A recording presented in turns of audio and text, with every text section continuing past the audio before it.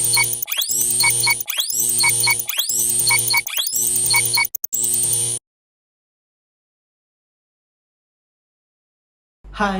Shalom semua. Selamat malam kepada semua kita. Hai Youth, saya sangat rindu pada semua kamu yang ada di rumah pada masa ini. Jadi pada masa ini saya ingin menyambung kembali di dalam buku Lukas pasal yang 13 ayat 10 hingga yang ke-17.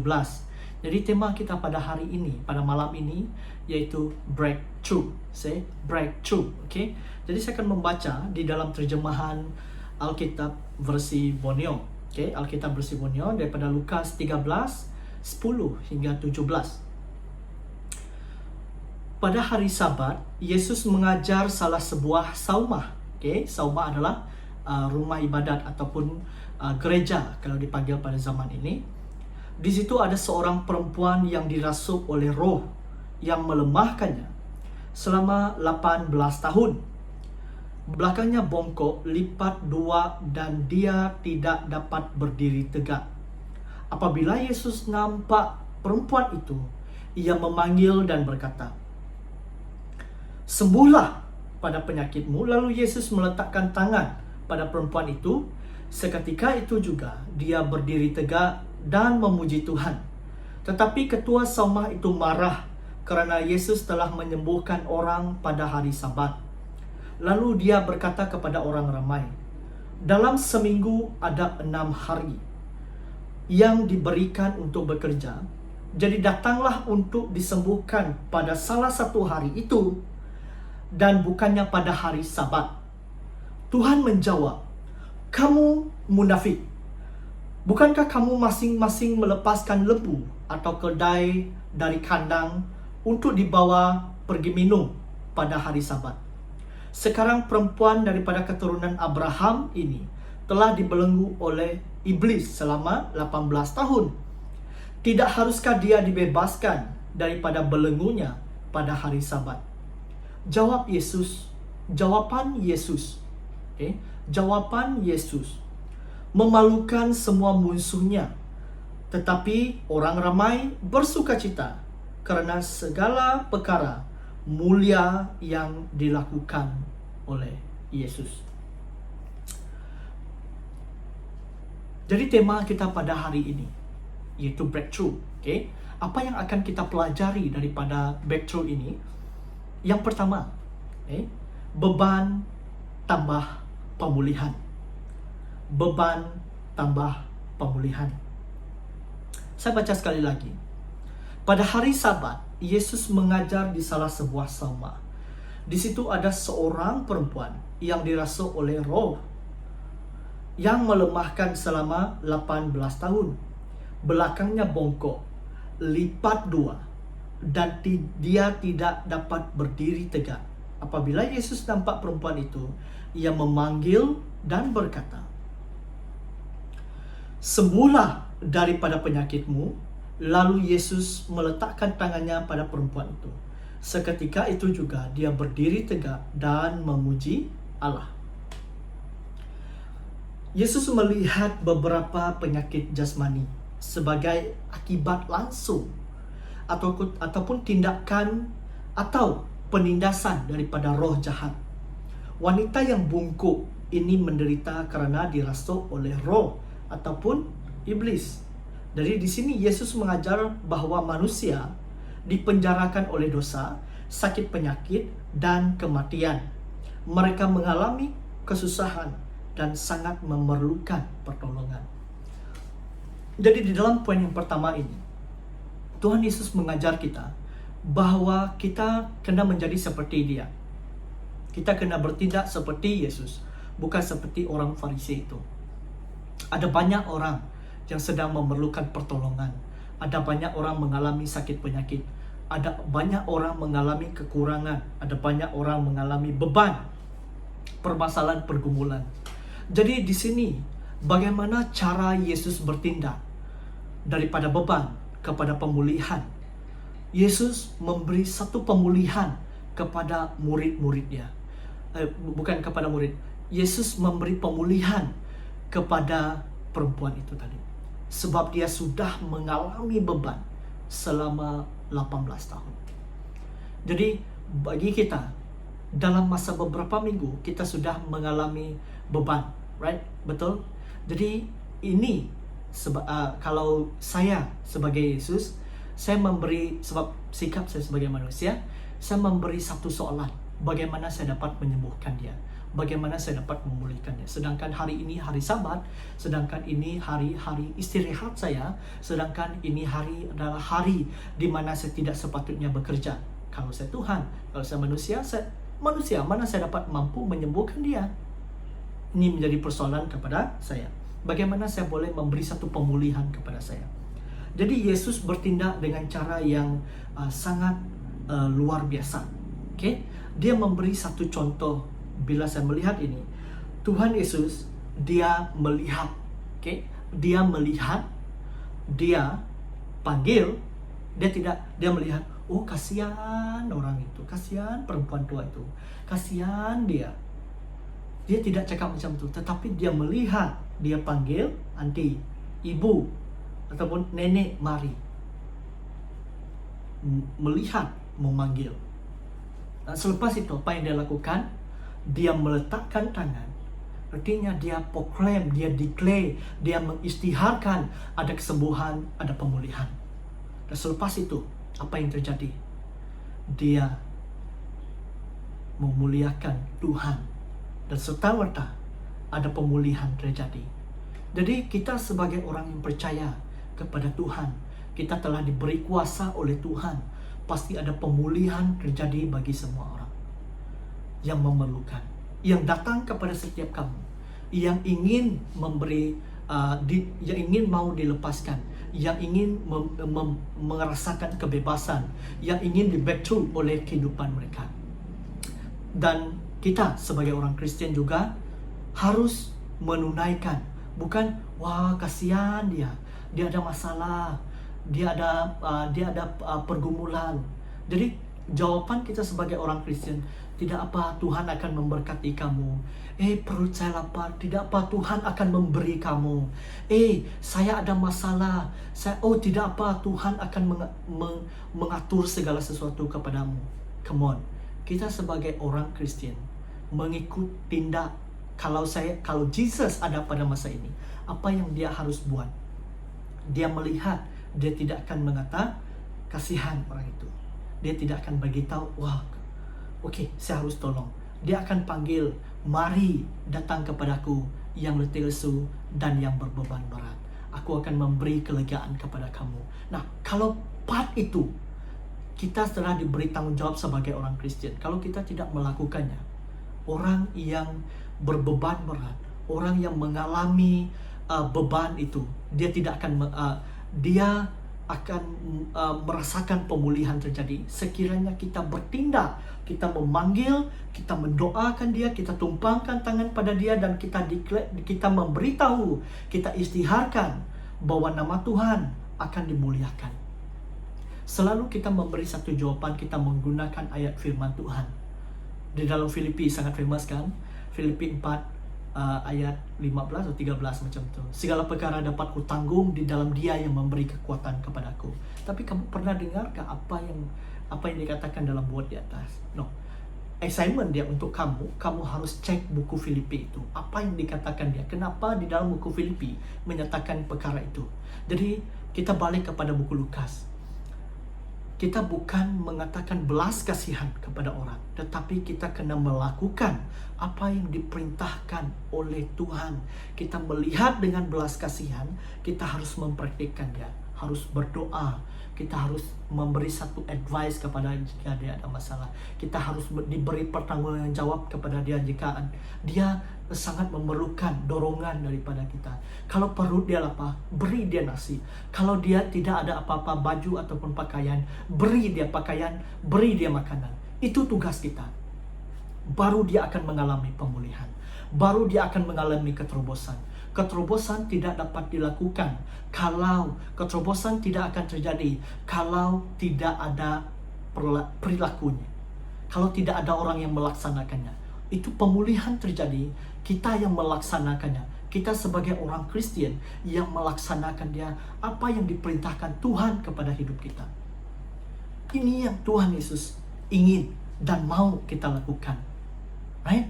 Ini pemulihan dan beban itu dapat dilepaskan. Sekiranya ada orang yang mengerjakan seperti mana Yesus mengerjakannya, seperti mana Yesus bertindak. Yesus dia boleh saja petik jari, perempuan itu sembuh kalau dia lihat. Tetapi Tuhan Yesus tidak memberi demikian. Dia melaksanakan, dia memberi satu action kepada orang ramai melihat. Sebab itu orang Farisi, dia menegur ataupun dia sindir Yesus pada masa itu. Jadi poin kita yang kedua, right? Sabat melepaskan. Sabat melepaskan. Saya akan bacakan ayat yang sama daripada untuk kita, Lukas 13 dalam Alkitab versi Borneo. Dia kata, tetapi ketua sauna itu marah karena Yesus telah menyembuhkan orang pada hari Sabat. Lalu dia berkata kepada orang ramai, dalam seminggu ada 6 hari dan dibenarkan untuk bekerja. Jadi datanglah untuk disembuhkan pada salah satu hari itu dan bukannya pada hari Sabat.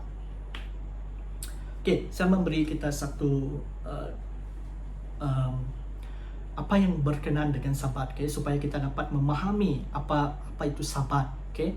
Di dalam Kejadian, setelah Allah menciptakan segala sesuatu selama 6 hari, dan pada hari yang ke-7 segalanya sudah baik, so dia beristirahat. Okay? Nah, saya tinggalkan kita part di sana. Sabat ada 6 hari untuk bekerja, karena itu datanglah pada salah satu hari untuk disembuhkan dan jangan pada hari Sabat. Ini ayat yang ditegur oleh orang Farisi ataupun ketua sauna itu tadi. Jadi saya memberi kita satu pendapat daripada satu orang. Okay? Hal ini dijelaskan pertanyaan ahli teologi yang sering diajukan tentang mengapa Allah perlu beristirahat pada hari yang ke-7 dalam penciptaan seperti yang dikisahkan dalam kitab Kejadian. Apabila dipahami bahawa Allah berhenti bekerja bukannya beristirahat, tetapi daripada kerjanya. Penggunaan ini lebih konsisten dengan pandangan Alkitab tentang Allah yang Maha Kuasa tidak memerlukan istirahat. So maksudnya di sini tidak ada perkataan rehat untuk Tuhan. Nah, kalau dia rehat, kita tidak dapat bernafas, kita tidak dapat hidup, kita tidak dapat mengecapi kebaikan untuk next day. Kalau Allah rehat, okay, kita tidak dapat melihat udara-udara ataupun kita tidak dapat matahari kalau Allah rehat. Tetapi dengan kebaikan Tuhan, dengan kemurahan Tuhan, dia bahwa Allah berhenti bekerja bukannya beristirahat. Maksudnya berhenti adalah pause, selah. Okay? Maksudnya apabila, contoh, kalau kamu sendiri pada hari Ahad, sepatutnya kalau ikut apa yang difahami oleh orang Farisi, kita tidak boleh pergi gereja, itu masih bekerja, tangan kita masih bekerja, kita masih drive, kita masih menunggang ataupun membonceng motosikal ataupun basikal, kita masih berjalan, itu bekerja. Nah, macam mana tuh? Maksudnya kita berhenti seketika. Dalam 6 hari kita boleh bekerja, boleh melakukan apa sesuatu. Tetapi pada hari Sabat, kita memberi masa dan waktu. Kita melihat dan merenung kembali tentang kebaikan Tuhan. Kita melihat apa yang Tuhan telah kerjakan di dalam kehidupan kita. Oleh sebab itu, kita harus ambil masa yang sesuai. Dan during this MCO, semasa MCO ataupun RMO ini, saya mengingat kembali bahwa ini adalah Sabat saya. Ini adalah Sabat saya. Okay? Nah, dikatakan di dalam Lukas 13 ayat 11 hingga 14, nah, ketika orang tidak mendengar keluh kesah yang menderita maka itu merupakan satu dosa yang menjijikkan dalam pandangan Yesus. Okay? Nah, saya repeat kembali ya. Ketika orang tidak mendengar keluh kesah orang yang menderita, maka itu merupakan satu dosa yang menjijikkan dalam pandangan Yesus. How we love God. Bagaimana kita mengasihi Tuhan kalau kita tidak melaksanakan apa yang Tuhan telah perintahkan kepada kita, yaitu mengasihi sesama kita. Nah, kalau masa ini kita membiarkan orang menderita, kita tidak membantu orang yang di luar sana, kita tidak mendorong orang di luar sana, kita tidak melihat keperluan orang di luar sana, bagaimana kita sebagai orang percaya, sebagai pastor, sebagai pemimpin gereja, sebagai MG gereja, kita tidak melihat keperluan. Kita, kasihan mereka, sedih mereka. Come on, kalau kita asyik sedih-sedih kita berdoa kepada mereka, ya itu part yang bagus. Tetapi kita tidak melaksanakan apa perkataan sedih dan kasihan itu kepada orang di luar sana. Jadi sebagai orang yang kenal Tuhan, sebagai orang yang percaya kepada Tuhan, kita harus menjadi pelaksana. Kita harus menjadi orang yang mengerjakan apa yang diperintahkan dalam firman Tuhan. Right? Jadi hari Sabat adalah hari sakral bagi orang Yahudi. Namun mereka mengartikan sakral Sabat itu sebagai satu acara berlebihan sehingga tidak ada seorang pun diperbolehkan melakukan sesuatu kegiatan pada hari itu. Sekalipun menyembuhkan orang sakit, kalau kita bayangkan, okay, para dokter, okay, imagine yang paling best lah pada masa ini. Bayangkan para frontliner. Masa ini adalah orang sakit. Lihat semua frontliner pergi gereja.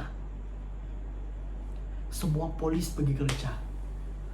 Semua bomba pergi gereja ataupun pergi masjid ataupun pergi mana mereka pergi. Mengikut agama masing-masing. Bayangkan kalau semua agama mengamalkan ini. Apa yang terjadi? Dunia akan menjadi kucar-kacir kalau tidak ada mereka. So itu give thanks to frontliner. Semua orang yang berdiri di hadapan, semua mereka, baik supermarket, baik yang menjadi rider food panda, yang bekerja di hospital, ataupun askar, para polis, semua mereka yang menjadi frontliner, we give thanks to them sebab kerana mereka keadaan negara kita masih dalam keadaan bagus. Ya, saya bersyukur kepada Tuhan sebab Tuhan memberi hikmat dan kebijaksanaan kepada mereka. Kalau tidak ada mereka, saya tidak tahu apa yang terjadi. Jadi di sini Yesus menegur orang ketua rumah ibadat itu tadi. Lalu dia memberi satu rehema yang baru, dia memberi satu visi yang baru berbeda tentang hari Sabat. Pada hari itu dia menyembuhkan perempuan yang bungkuk punggungnya kerana dirasuki oleh roh jahat. Yesus mengajar mereka kembali pemahaman tentang Sabat, right? Jadi kepala rumah ibadat kemudian melontarkan protes. Dia menyindir Yesus, dia marah pada Yesus. Jadi Yesus menjawab kepala rumah ibadat itu dengan menekankan masalah, yaitu melepaskan dan dilepaskan. Artinya hari Sabat untuk melepaskan dan memerdekakan, bukan untuk mengikat ataupun membelenggu. Yes, Sabat hari itu adalah tepat untuk melepaskan perempuan daripada ikatan iblis ataupun roh jahat itu. Dengan demikian, ini menyatakan bahawa kehadiran kerajaan Allah yang penuh kuasa. Jika ternak saja dapat diperhatikan pada hari Sabat, apalagi sesama manusia. Nah, maksudnya di sini adalah binatang pun Tuhan care, Jesus care. Kita lepaskan binatang pun mereka kena makan sesuatu. Kita sudah menjadi belas kasihan sebab ternakan ataupun binatang-binatang itu mereka perlu makan. Tetapi kalau kita ternak pun kita lepaskan, bagaimana orang yang dibelenggu oleh iblis itu, orang yang dibelenggu masalah itu, mereka pun harus dilepaskan. Mereka manusia, mereka mempunyai jiwa. Kita mesti melepaskan setiap orang yang harus dilepaskan. Baru ada pemulihan, baru ada breakthrough di sana. Jadi sebagai orang yang sangat Kristian ya, kalau Kristian suam-suam, saya minta maaf kepada kamu, harus kamu bertobat. Okay? Harus kamu menyerahkan diri kepada Tuhan, bersandar kepada Tuhan, merenungkan firman Tuhan. Jadi poin saya yang terakhir yaitu pemuliaan terjadi. Ada satu kemuliaan terjadi. Glory to name of Jesus, right? Jadi di sini saya ingin membaca firman Tuhan dalam Lukas pasal tadi. Dan Tuhan menjawab, kamu, dia kata, munafik. Bukankah kamu masing-masing melepaskan lembu ataupun keledaimu dari kandang untuk dibawa pergi minum pada hari Sabat? Sekarang perempuan daripada keturunan Abraham ini telah dibelenggu oleh iblis selama 18 tahun. Tidak haruskah dia dibebaskan daripada belenggunya pada hari Sabat? Jawaban Yesus memalukan semua musuh dia. Tetapi orang ramai bersukacita karena segala mulia yang dilakukan oleh Yesus. Ada pemuliaan terjadi. Jadi di sini Tuhan Yesus, banyak yang cakap bahwa Tuhan Yesus tidak debate ataupun tidak berapologetik ataupun Yesus tidak melakukan apologetik. Jadi di sini Yesus mengajar kita sebagai orang yang percaya harus memberi pertanggungjawab ataupun apologet kepada orang yang tidak faham ataupun kepada orang yang tidak mengerti akan firman Dia ataupun orang yang tidak faham konsep tentang Alkitab, tentang firman Tuhan. Kita harus bertanggung jawab. Sebab itu, sebagai orang Kristen, orang yang mengikuti Yesus, kita harus faham akan konsep akan firman Tuhan. Tanpa kita faham akan konsep firman Tuhan, kita tidak dapat berapologet dengan orang. Saya percaya kalau Yesus itu manusia dan dia tidak faham konsep firman Tuhan ataupun isi hati Tuhan, kita akan menjadi seperti orang Farisi. Kita mengambil satu perkataan dengan bulat-bulat, kita seperti saja. Selepas itu kita tidak faham konsep, kita tidak melihat keseluruhan Alkitab. Kita akan menjadi orang Farisi. Seorang Farisi, dia mengambil bulat-bulat, dia mengubah ikut kemahuan dia sendiri, ikut agenda dia sendiri, tanpa melihat kembali apa yang dituliskan oleh Alkitab. Jadi tidak ada kemuliaan di sana. Tetapi kalau kita melihat apa respon Jesus, semua orang menjadi musuhnya. Semua orang musuh-musuh Yesus itu tadi, mereka malu sebab mereka baru faham akan konsep apa yang dikatakan oleh firman Tuhan ataupun berkaitan dengan Sabat itu tadi. Yesus memperbetulkan minda mereka. Yesus memperbetulkan mentaliti mereka. Jadi sebagai orang Kristen, kita harus melihat kembali akan konsep firman Tuhan. Apa yang firman Tuhan katakan, apa yang Tuhan ingin beritahu kepada semua kita. Kita harus melihat kembali. Renungkan firman Tuhan. Sebab itu saya percaya ramai pastor-pastor di merata tempat banyak menekankan kita untuk membaca firman Tuhan, supaya apabila kita dipersoalkan seperti orang Farisi mempersoalkan kepada Yesus, kita senang saja jawab. Why? Sebab kita faham konsep Yesus. Pernah saya mendengar satu statement daripada one of my friend sewaktu kami membuat satu prayer worship di sebuah gereja di Miri.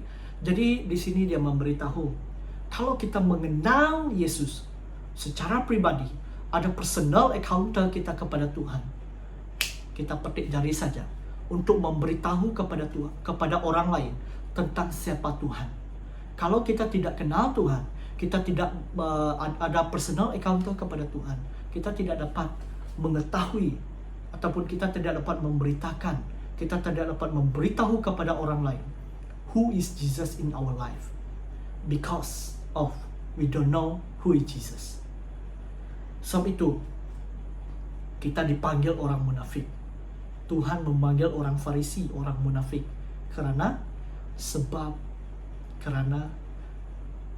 kita adalah mengaku kita Kristen, kita mengaku orang yang sudah khatam Alkitab, tetapi kita tidak ada mentaliti Tuhan, kita tidak ada mentaliti kerajaan Allah. Kita tidak faham pun apa yang ditulis dalam Alkitab. Oleh sebab itu, saya mengajak semua kita di sini, supaya ada pemuliaan nama Tuhan, bukan nama kita. Supaya ada pemuliaan nama Tuhan, bukan nama gereja. Supaya nama Tuhan dimuliakan, bukan nama daerah ataupun nama gereja kita ataupun nama apakah, bukan itu, tetapi nama Tuhan yang dimuliakan. Baru ada breakthrough di dalam kehidupan kita sebagai orang Kristen. Sebagai orang Kristen, kitalah yang bertanggung jawab kepada setiap orang di dalam persekitaran kita, baik di luar sana, di masyarakat sana, ataupun keluarga kita, ataupun kita secara pribadi. Sebab Tuhan tidak senang dengan sikap zon selesa kita. Di dalam firman Tuhan, ataupun saya telah bagi tahu dengan kepada kita tadi, Tuhan jijik melihat perangai yang tidak indah kepada orang lain, ataupun tidak senang dengan orang lain, ataupun kita mengabaikan orang lain. Tuhan jijik, ini adalah satu sikap dosa ataupun zon selesa kita. Kita suka mengambil alasan untuk tidak melakukan sesuatu dengan menyenangkan hati Tuhan. Kita selalu memberi excuse. Oh, sorry pastor, saya tidak ada masa untuk call kamu. Sorry pastor, saya tidak ada masa untuk datang kebaktian. Oh sorry pastor, saya tidak ada masa untuk membaca firman Tuhan. Oh sorry pastor, saya tidak dapat memberi tithe sebab saya kena simpan untuk COVID-19 ini. Hey sorry pastor, semua excuses, semua itu alasan kepada Tuhan. Alasan diri kita kepada Tuhan. Jadi untuk melihat pemulihan, kita kena menjadi seperti Yesus yang melepaskan beban kepada orang, dan daripada pelepasan akan mengalami pemulihan, dan pemulihan akan mengalami kemuliaan. Jadi dari sini baru ada breakthrough yang terjadi kepada setiap kita. Kalau kamu ingin mengalami breakthrough, kalau kamu ingin mengalami penerobosan, dia bukan sekadar nama, tetapi balik kepada jalannya Tuhan. Apa yang Alkitab katakan, apa yang firman Tuhan katakan. Breakthrough bukan sekadar worship, breakthrough bukan sekadar KKR, breakthrough bukan daripada sesiapa ataupun yang ingin membawa revival. Breakthrough ataupun revival daripada firman Tuhan itu sendiri, yang menerobosi firman diri kita sebagai orang berdosa, diri kita sebagai orang yang percaya kepada Tuhan. Bila ada keterobosan di sana, ada pemulihan di sana, ada kemuliaan Tuhan di sana. Bukan kita yang dimuliakan, tetapi Tuhan yang dimuliakan. Jadi melalui firman Tuhan ini, saya berharap agar semua kita dapat mengalami pemulihan, dapat mengalami breakthrough di dalam kehidupan kita. Jadi saya mengajak semua kita agar kita berserah kepada Tuhan. Kita berdoa kepada Tuhan agar menyinari kehidupan kita. Jadi saya ingin pimpin kita di dalam doa. Mari kita berdoa. Segala pujian, hormat, dan syukur kami kepada Tuhan. Kami menyerahkan diri kami, keluarga kami, negara kami ya Tuhan, yang mengalami pandemik COVID-19 ini ya Tuhan. Kami tahu bahwa ini merupakan suatu perkara yang kami tidak dapat ambil remeh saja, tetapi kami mau agar Tuhan memulihkan negeri kami. Kami mau agar Tuhan memulihkan kami secara pribadi, supaya ada pemulihan, supaya ada breakthrough di dalam kehidupan kami sebagai orang percaya. Dan saya menyerahkan semua kami yang mendengar firman Tuhan pada saat ini, agar kami juga Tuhan diubah oleh Engkau Tuhan, agar kami juga Tuhan diperhatikan Engkau juga Tuhan, agar kami juga Tuhan terus melihatkan kami. Dan saya ingin juga berdoa kepada setiap pemimpin, setiap kami yang ada di dalam gereja Tuhan, yang mungkin sekarang ini kami risau dan khawatir akan apa yang terjadi, tapi kami percaya bahwa Tuhan sendiri yang akan membuat pemulihan. Jadi saya menyerahkan setiap frontline, baik medical, baik yang anggota polis ataupun bomba ataupun rela Tuhan, ataupun para askar dan setiap pekerja supermarket, dan Tuhan kami menyerahkan agar Engkau juga Tuhan memberi kekuatan kepada mereka. Dan Tuhan, saya mau Engkau juga Tuhan terus mendengar setiap kata-kata kami ya Tuhan, dan Engkau mendengar setiap doa-doa kami ya Tuhan. Tuhan akan memberkati kami dan melindungi kami. Tuhan akan menyinari kami dengan wajah-Nya dan memberi kami kasih karunia. Tuhan menghadapkan wajah-Nya kepada kita dan memberikan kita kedamaian. Dan kami percaya bahwa Tuhan ada bersama dengan kami. Terima kasih ya Tuhan. Di dalam nama Tuhan Yesus kami telah berdoa. Amin.